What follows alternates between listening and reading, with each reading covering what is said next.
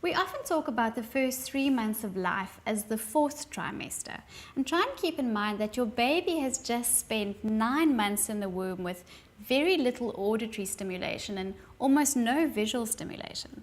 Now they're born and they are bombarded by all these things happening. There are sights, there are sounds, there are all sorts of things to get used to.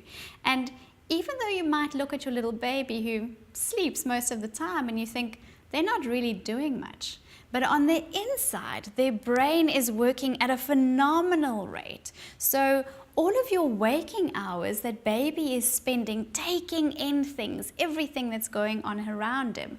And then when he sleeps, that is the time that your baby's brain is actually going to be downloading that information, storing it in memory, and filing it away so that it can reach it at another stage. And it's very important, if the environment is too chaotic, it's too busy and it's not calm, this is just going to be too much for them to take in, and we find that babies often reach a point then of being totally overwhelmed and they shut down that entire process of observing and downloading information. Interestingly, in the Netherlands, before moms go home from hospital with their baby, they are taught the 3 R's of taking baby home. And those are rust, reinheid, and routine, which essentially means rest, cleanliness, and routine. And if you could remember these 3 key aspects and you can consistently implement them at home, that can be an absolute lifesaver in the first few weeks. Not only does reacting readily keep your baby comfortable physically, but it also plays an important role in their psychological functioning.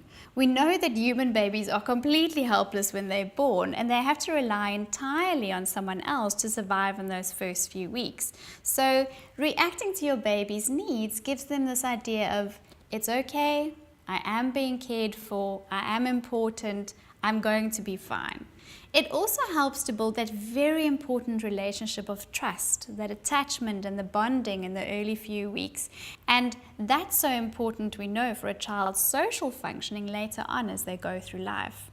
When your baby's needs are not met, it might lead them to feeling very vulnerable, unworthy. It might cause them to distrust the world and to distrust those around them. And interestingly, Erik Erikson famously developed a theory on how humans develop and how babies develop as social beings and how they go throughout life.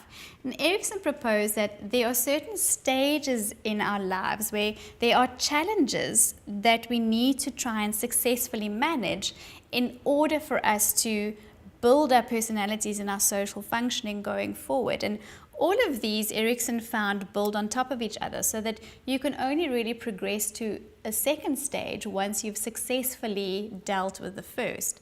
And one of the first things that Erikson says is in the first year of life that baby has to develop a sense of trust in the world around them. When they develop trust, they are going to feel that they can trust the world. It's safe to explore. They can go out there, they can look at the big wide world, knowing that they have a safe base to return to. Unfortunately though, when babies feel that they can't trust their caretakers, they develop a sense of mistrust in the world. And we might find that they feel vulnerable, they might feel rejected, uncared for maybe, and they may never really develop enough confidence in their own abilities to go out there and to explore the world around them.